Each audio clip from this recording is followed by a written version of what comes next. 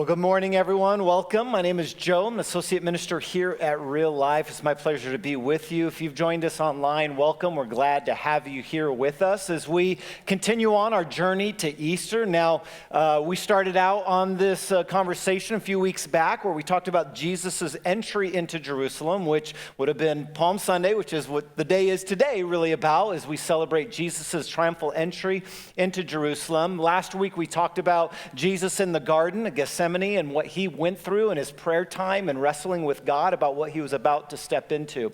And this morning, we arrive at Golgotha.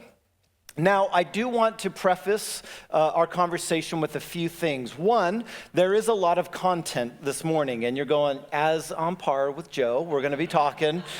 We're going to be learning this morning, and so hopefully you grabbed notes. We have notes that we provide, and this will help you move through our conversation today and help you hold on to the information we're going to be throwing out there because we will be throwing out a lot of information. Secondly, I just need to let you know that the conversation this morning is going to be heavy. It's going to be heavy because we're going to be talking about the cross.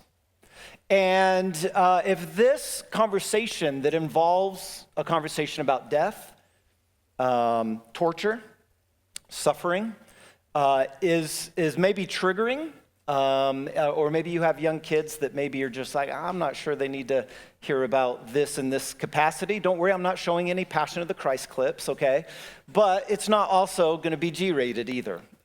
Because you can't when you're talking about the significance of the cross. And so we do have our check-in and Life for Kids. If you wanted to take your kids in there, they'd love to love on your kids during this time if you feel like you'd like to do that. That is my forewarning. You ready to get into this? All right, here we go. We're going to start out today in Jerusalem.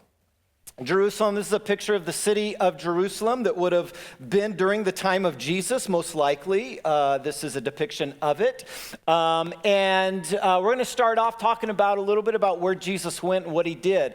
I encouraged people that might have seen it on Facebook to read chapters 18 and 19 out of John's gospel before coming to church, because that's where we're going to be staying today, is in John chapter 18 and 19. So maybe if you saw that video clip, I encourage you to, hopefully you watched it and did it.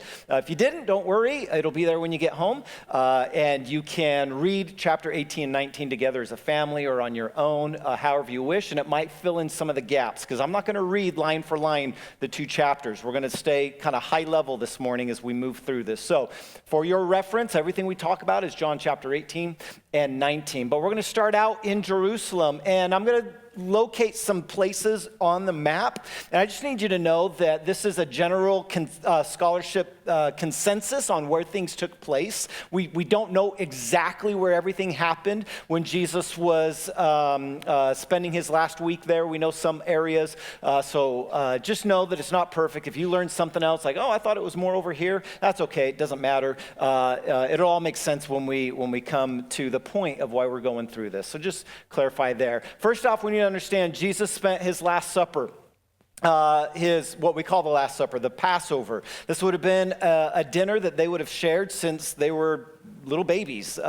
Every year they do this. Jesus, in the Last Supper that we have in the Gospels, does it a little bit different, and he spends his Last Supper up in this region, the upper city of Jerusalem. When he's done with dinner, the evening has arrived, and they decide to go on a walk to the Garden of Gethsemane. This walk would have been outside the Kidron Valley. This would have been roughly the location. We actually have good evidence for the location of Gethsemane. Justin talked about this last week. We know of the olive press that sits in the Kidron Valley. Most likely would have been the place that Jesus would have taken them. But this route, whether he went through the city, I don't know if he went through the city or he went around the city. That's just where I laid it out there because we don't know. But roughly, either route that you go, that's about a 5-minute walk. So when you think of like the city, don't think of Boise City, where it's like he went from Eagle Road to like the north end, okay, for a walk. This is about a 5-minute walk. This isn't a large city. It was in the ancient world, a very large city, but in our modern context, it's not a large city. And so it wouldn't have taken them long to get to the garden, but they walk to the garden. Jesus experiences this traumatic experience where he is praying deeply and intentionally and wrestling with the Father. Father about what he's about to go through. That prayer time is done. The disciples wake up. He wakes them up because a bunch of soldiers come into the garden to arrest him, led by one of his own, Judas. And so they arrest him. This would not have been Roman soldiers. This would have been the Sanhedrin soldiers. These were religious leaders that were coming to arrest him. And so they come to him in the garden. They arrest Jesus, and they immediately take him to Annas and Caiaphas. These were the religious high-ups. Annas was the high priest, and this most likely would have been the location that Annas and Caiaphas would have been at. Again, this is at night. Okay, so they're not at work near the temple. They would have been in their homes, most likely, okay? And so they take him there. Annas has a conversation with, this is the father-in-law to Caiaphas, has a conversation with Jesus, sends him over to Caiaphas. Caiaphas interviews Jesus, and through that conversation determines that Jesus needs to die. They need to kill him because of the things that he's saying. But the problem is that the religious leaders don't have the authority to kill anybody. So they got to take him over to Pilate to talk to them, the Roman Empire, the Roman leaders, to execute Jesus. So they leave that place and they go visit Pilate. Now, on the map here, I have 2 dots. This represents Pilate and Herod. Both characters were involved in this story. I have them here because this is where Herod's palace would have been. Now, we need to know Pilate didn't live in Jerusalem. He had a house on the coastal city Caesarea. He would have come into Jerusalem, visiting Jerusalem during this festival. And because he didn't have a home there, he would have most likely stayed in Herod's palace as a guest of Herod. Okay? Herod had jurisdiction of this area. Pilate didn't live there. So he most likely came in for the festival, would have been staying either near Herod's palace or maybe a room in Herod's palace as a guest of Herod during this time. So most likely they would have been close to each other. So they go to Pilate. Pilate is basically like, I don't know why you're bringing this to me. This is my business. Herod has jurisdiction here. Take it to him. I don't care. So they go over to Herod, which might have been like across the street or just down the other end of the palace. They wake him up, and he comes out, and he's still kind of partying it up. It's been a long night. And he finally goes, you know what? I don't have anything to do with this either. Send him back to Pilate. They go back to Pilate. And then the whole encounter is happening in front of Pilate. Now, sometimes in our imagination, we picture hundreds of people standing in like this open, huge crowd of people around. This wouldn't have been the case. It would have been a small group of the religious leaders. Why? Because it's in the middle of the night. And that's important. We'll get to that in a minute.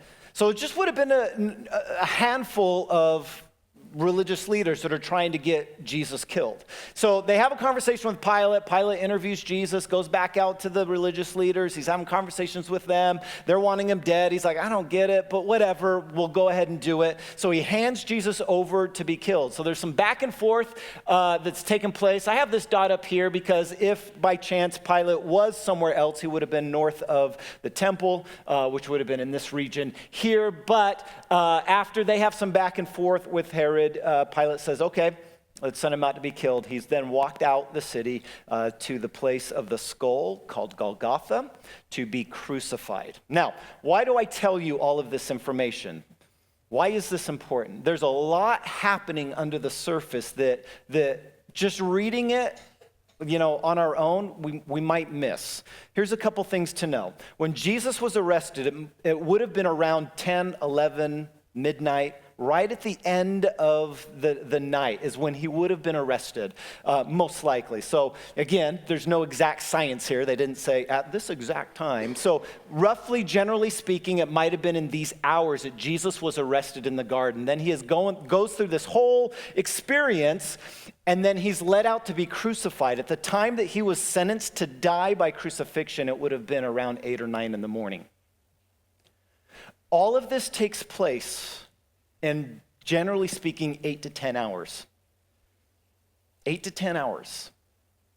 So the question that we need to wrestle with, I think we should wrestle with, is how do we get from celebrating Jesus' arrival and everybody so excited about him coming to then waking up in the morning and going, wait, he's dead? Wait, they're crucifying him? What happened? Can you imagine being one of those that was celebrating Jesus coming in? And you go do your Passover and you're like, man, this is great. And you go to bed and you wake up and they go, did you hear? And you go, hear what? They're killing Jesus right now. What? Wait, they're killing him? How did we get there? What is happening? And to understand that, we actually got to go back about 150 years. Because in the hearts and imaginations of the people that lived during this time was an event that took place roughly 150 years earlier, and it was called the Maccabean Revolt. You see, at this time in the Jewish history, the Greeks occupied Jerusalem, and they had set up in the temple worship to Zeus. And this completely made everyone lose their minds and said, we're not going to have this. So they started a revolt against the Greeks, led by the Maccabean family, Simon Maccabee. And Simon Maccabee, we're told that he leads an army in, and they actually kick out the Greeks, and they free the occupation so that they can have, once again, ownership of Jerusalem and the temple. And for the first time, first time since King David, a new dynasty is established in Jerusalem where they actually own and occupy the temple for themselves. And so what happens is that in 1 Maccabees, which is an intertestamental book written about Jewish histories, in 1 Maccabees 15, we're told about the event that when they come into the temple and they're celebrating the fact that they had just freed themselves from the occupation and they had eradicated this foreign worship, we're told that as Simon Maccabee comes into the city, everyone grabs palm branches, waves them in the air, and begins to sing praises. Hosanna, Hosanna, blessed is he who comes in the name of the Lord. And so when we read about the triumphal entry, it's a little weird to think, like, wait a minute, all these people just randomly knew to grab palm branches and randomly knew to sing the same song? Is this like High School Musical? Like, what's going on? How did they all know this? How did they all know what to do? Because when Jesus was ministering, he talked about a kingdom. He talked about a new kingdom that was coming. And then he's doing these amazing powers, and he's healing people and raising people from the dead, and everyone's hearing this, and he's amassing a great following, and everyone's thinking, it's happening. It's happening, guys. It's happening. And Jesus comes in on a colt, and everyone goes, this is the moment. Here we go. Here we go. We're going to be free again. So the tension in the city would have been at an all-time high. Everyone waiting for Jesus to do his thing. And he kind of showcases it a little bit. We're told on Monday or Tuesday, whatever the day was after he goes into the temple to teach, and he's flipping over tables. And he's causing commotion, and everyone's going, yeah, here we go.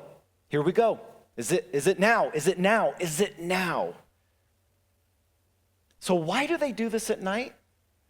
Because if they would have done it during the day, everyone would have lost their minds and fought for Jesus. So they had to do it at night. It was the only way they could have gotten away with it and gotten rid of them. So they spend the night getting Jesus killed. We have powers at play under the surface of this story. There are 3 powers that are at play in this story. The first one is going to be the religious leaders.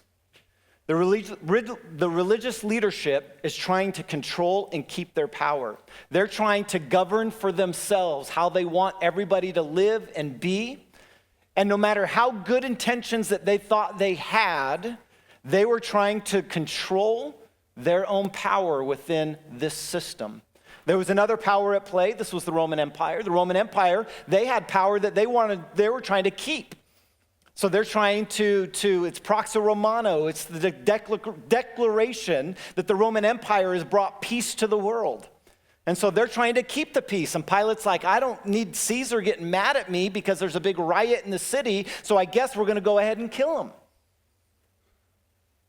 So they have power they're trying to control. And there's a third power that's under the surface, and it's not spoken about, but it most definitely was there. This was a spiritual power at play that was at work. Paul calls this the powers of darkness in Ephesians chapter 6, verse 12, not verse 3, if you're taking notes. A little typo there. It was in verse 12. He talks about that there are powers that exist under the surface. You don't necessarily see them. You see the outworking of those powers. right? And they're at work trying to keep their power. There was power, a big power struggle, and the whole time of this power struggle that's happening under the surface, Jesus is operating on a whole other level. It's like he's the only one in the room that knows what's actually going on. So he's remaining silent during the trial. He's not saying anything. And when he does say something, it's like a dagger to the heart. Dagger to the heart. So Jesus is the only one that knows what's going on. In fact, when addressing the subject of real power, Jesus makes this statement. It's actually in John chapter 18, verse 36. Jesus is talking to Pilate. And he says, "My kingdom is not of this world. If it were, my servants would fight to prevent my arrest." What is Jesus talking about? When he says, "My kingdom's not of this world," we shouldn't be thinking of like an otherworldly heaven, like my place is over here, so this doesn't matter. He's not. He's doing a comparison of how you actually take power. He says, if my kingdom, essentially saying if my kingdom was like your kingdom, Pilate, my people would already be fighting for my release. And they would have if they had known this was happening. I mean, we know in the garden, Peter was already ready to fight. All four Gospels talk about Peter taking out a sword when Jesus is arrested and whacking off the ear of a guard. And what does Jesus do? He's operating on a whole other level. He goes, no, Peter, put your sword away. This is not how my kingdom works. The powers of this world take things by force. And Jesus says that's not how mine is going to work. He's doing something completely subversive to everything around him. Jesus begins this kind of talk actually earlier or later in his ministry, but earlier in the story of the Gospels. All four Gospels record this statement from Jesus. In Matthew chapter 16, it reads like this.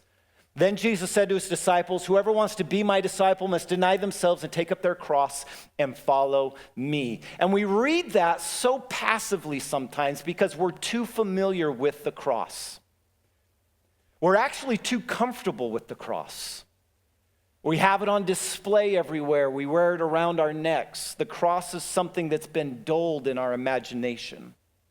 But for Jesus to use a Jewish rabbi to use a Roman method of execution as a comparison of what it means to follow him would have been abhorrent for anyone to hear.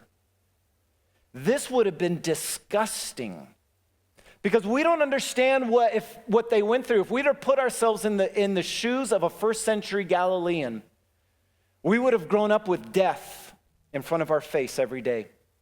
Most likely at some points walking from city to city, whatever Roman occupation existed there, we would have seen people hanging on crosses. We know of one account, Emperor Nero, this is after Jesus, Emperor Nero crucified so many people, and he would light them on fire, we learn. Tacitus tells us this. He lit them on fire so it would light the roads for people that are walking.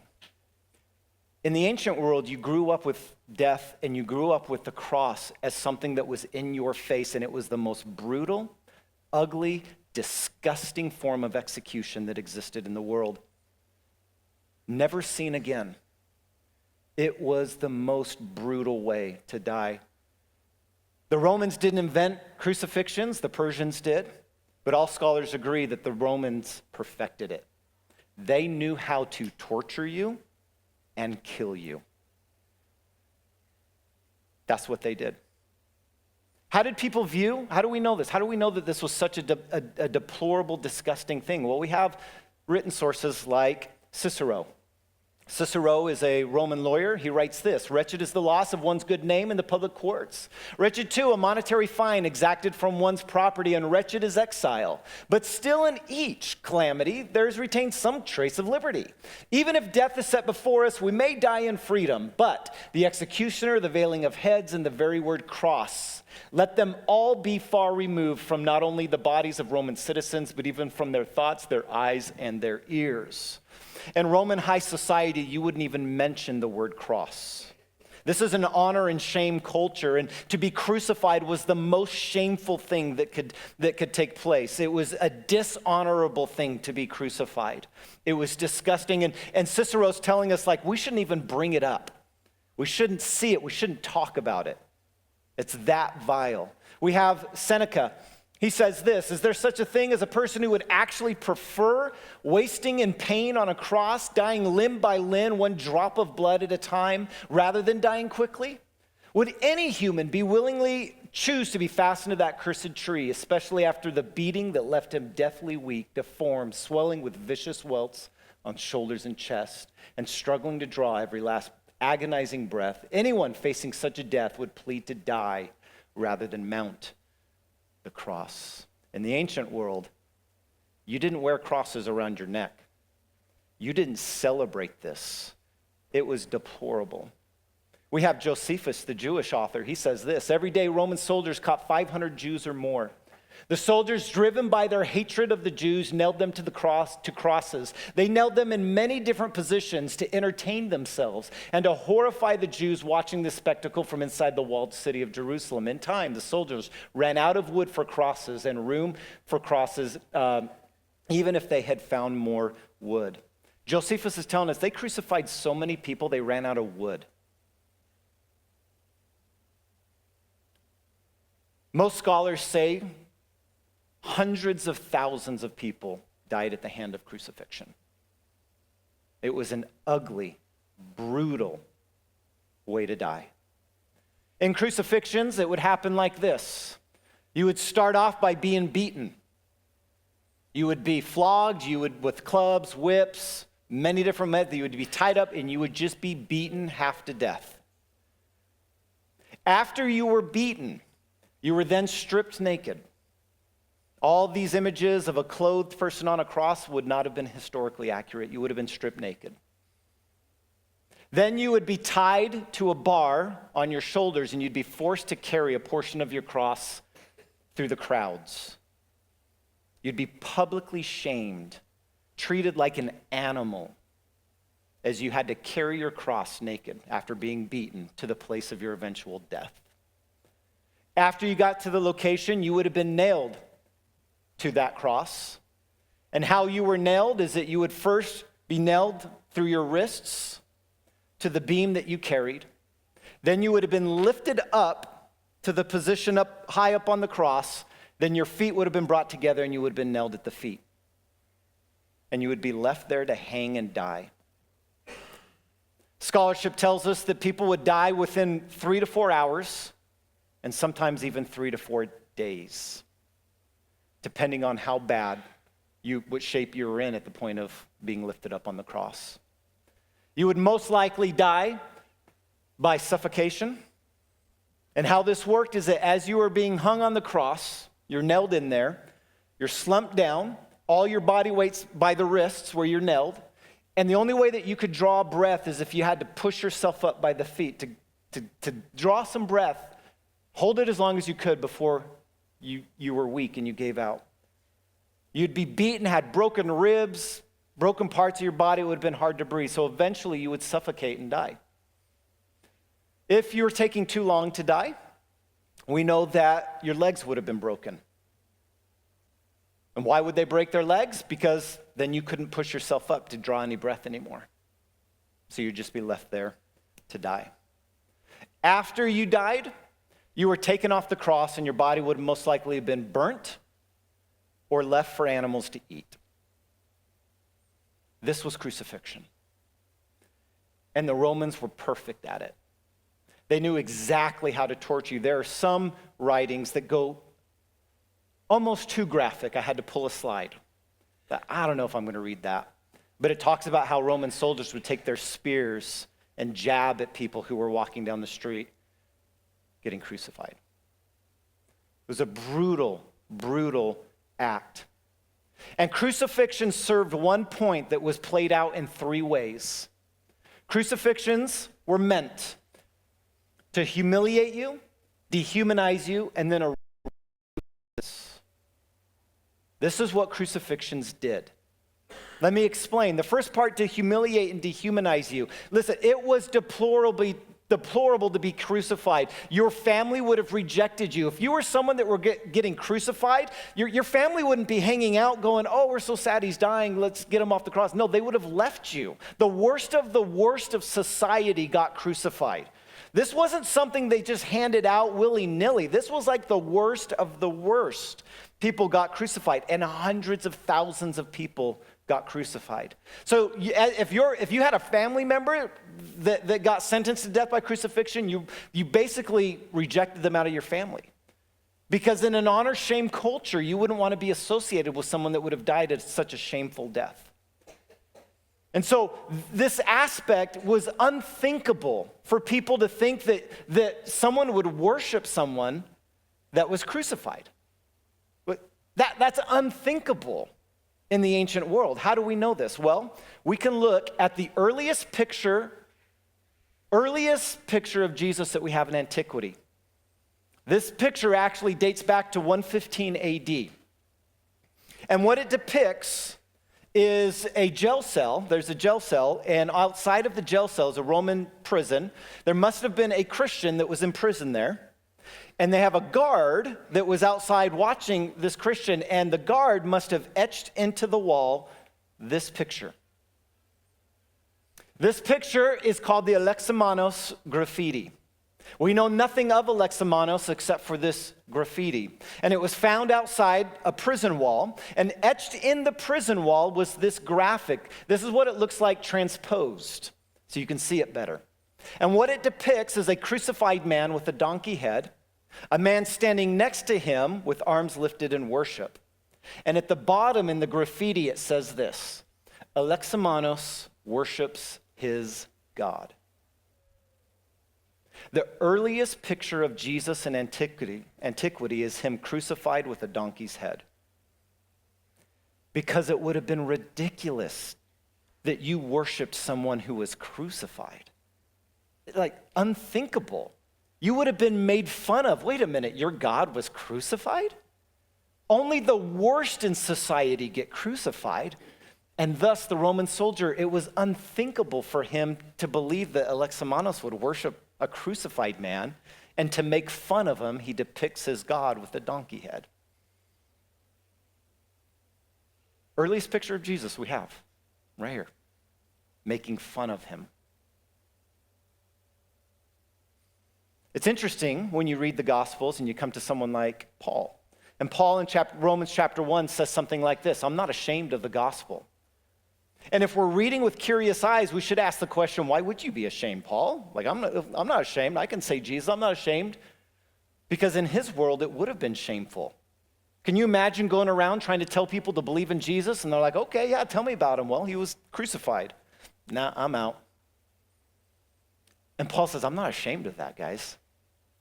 He even goes further in 1 Corinthians. He says, the message of the cross is foolishness to those who are perishing. What he's saying is that those who don't believe and have not put their trust in the grace and forgiveness and love of Christ, they look at the cross and they go, that's dumb that you would believe that. It's crazy to think about, because no one would have been crucified. It was a humiliating, dehumanizing act. But it wasn't simply that. Remember, it was also to erase you from history. It was to make it so as if you didn't even exist. We know of hundreds of thousands of peoples that have been crucified. The Josephus quote, 500 in a day were crucified. People, lots and lots and lots of people died of crucifixion. But here's the interesting thing. In antiquity, did you know that we only have 2 physical remains of anybody ever being crucified? There are only 2 physical remains in all of history that we have ever found of someone who has been crucified, and both were in the 20th century. The first one was found in 1948 in an ossuary box outside of Jerusalem. This depicts a heel bone, and you see the nail going through it. And at the end of the nail, it's bent in, which indicates most likely when this person was being crucified, it must have hit a knot in the wood maybe that bent the nail, and they couldn't have finished the job, so they most likely took him off the cross and just killed him. That was the first one ever found. The second one was found in 2017. And it was discovered with the skeletal remains. They were doing an excavation in a Roman colonized city. We don't know who it is. We know nothing about him.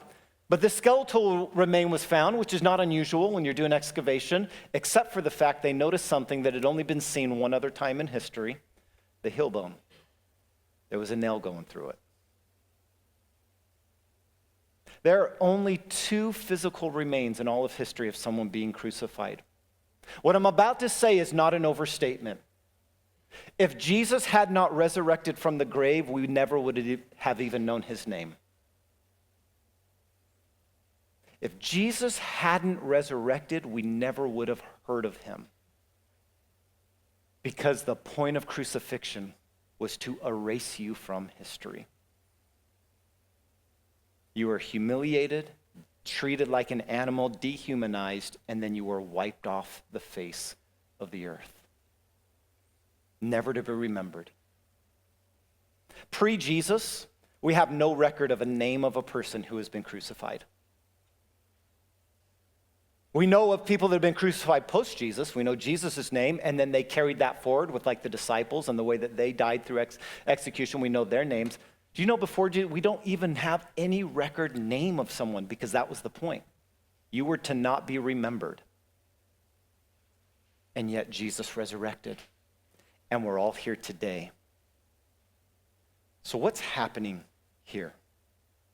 Jesus uses a Roman method of execution to kickstart something that he was doing that, like I said, he was operating on a whole other level. He knew exactly what he was doing. And here's the thing that I think we can glean from this. Of course, yes, absolutely, Jesus' death on the cross was an act to lead us out of sin. Okay? But Paul says that very clearly in 1 Corinthians chapter 15, verse 1. He talks about this, that Christ died for our sins. Very clear. But there's something even deeper happening here. Something maybe even more profound to our daily actions of living. There's the moment of me asking God to forgive me, and that starts me on a journey of carrying my cross. What is Jesus doing here? What I believe that Jesus is doing is he's taking something that was meant to make you non-human and then to forget you for the rest of your life, to erase your life forever. He subversively comes along and he says, I'm actually going to take that thing, and by the action of the cross, I'm actually going to show you how to be human and actually give you life. Jesus takes something that's meant to make you non-human, like an animal, and erase you from existence to be the very thing that actually gives you life and life more abundantly. Jesus says, take up your cross and follow me. Follow me. Jesus is inviting us into this subversive kingdom that says, you think you want to save your life by controlling like the religious leaders, like the Roman Empire, like the spiritual powers at play that want to control by their own definition and decide what's good and not good and live according to your way. And Jesus says, not in my kingdom. If you actually want to find life, you have to lose it. This is what Jesus is inviting us into. The way of Jesus, which is to lay down your life for others, is the best way to be human and live an abundant life. If we're trying to be the kinds of people that are finding the best that God has for us, to live out the vocation that God has for us and the blessings that God has for us, we have to be people of the cross. There is no other way than to die to yourself, so that Christ can live fully and abundantly in you. Have you ever wondered when Jesus says things like, my burden is easy, my yoke is light, and we go, I don't know, Jesus, seems pretty hard. Or he says, hey, in me, you can have life and life more abundantly. And we go, but I don't feel like I'm living an abundant life. I don't feel like your yoke is easy. Maybe it's because we're still trying to control. We're still holding on to our power. And Jesus says, if you want to find your life, you must lose it. You got to take up the cross. And the beautiful thing about the story of Jesus is that we don't serve a God that just looks at us and goes, hey, yeah, this is the way you got to do it. You got to die to yourself. Good luck with that. I'll see you on the other side. He actually went to the cross, guys. All the things that crucifixion was, he went through. Brutally tortured and executed. Killed. And he says, that's actually the way to find your life. Now we can believe that because we're on the other side of resurrection. And Jesus can offer us a life, an abundant life through the process of death to self because he goes, I conquered it. Because I resurrected.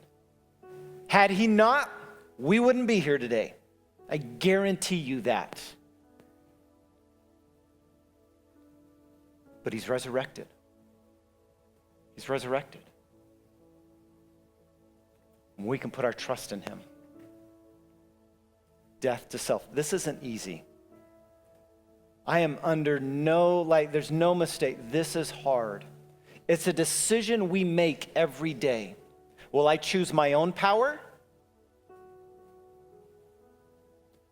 Will I trust Jesus' kingdom, which means I got to release it? I got to let go. Actually, I got to die. That's not easy. And I don't talk about this lightly because for some of you in this room, it means dying to ideas, thoughts, passions, desires, wants, dreams, hopes. Some of you got to pick up your cross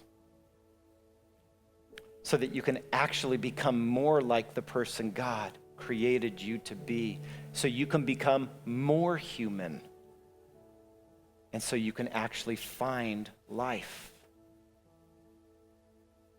And that just requires trust, guys.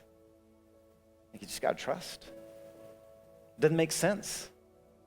The powers of the world, they didn't make Pilate's like, don't you understand I have power to crucify you, to free you? The religious leaders like, hey, we have a law that says you got to do it's like, yeah, I just got to trust. It's the question we have, that we wrestle with this Easter season. What do you need to take up your cross and follow Jesus with? He said, to be my disciple, apprentice, follower, you actually have to die so he can live in you. What does that look like in your work, your family, your community? What does it look like for you to take up your cross? What does it look like at home when you're trying to fight for your own power with your spouse or your kids? And you just needed to go, no, I'm going to die to self right now. What does it look like at work when your boss is asking you to do a million things that you don't feel like you should have to do and want to do? What does it look like to take up your cross and just go, no, I'm going to die to myself right now? Because somehow Jesus said this is the actual way to find life. I'm going to try trusting it. What about in your community? Well, I'm too tired. I got so much going on. I don't want to do this. What does it mean to die to yourself so that he can live through you? We must be people of the cross. As we prepare for communion, we have our leaders, ushers are going to come on up. And if you did not grab communion on your way in, our leaders are here to go ahead and get that to you. Just lift your hand. They'll make sure you get some communion. And as that's being passed out, this is what I want you to wrestle with. I want you to go ahead and consider for yourself what it means to take up your cross and follow Jesus. What does that look like in your life, in your home, in your community?